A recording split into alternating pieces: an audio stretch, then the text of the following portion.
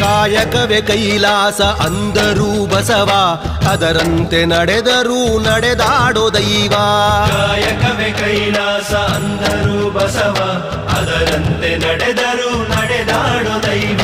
ಸಿದ್ಧಗಂಗಾ ಕ್ಷೇತ್ರವೇ ಪೂಜ್ಯರ ಉಸಿರು, ಪ್ರತಿ ಕಲ್ಲು ಹೇಳುತ್ತಿವೆ ಬುದ್ಧಿಯ ಹೆಸರು.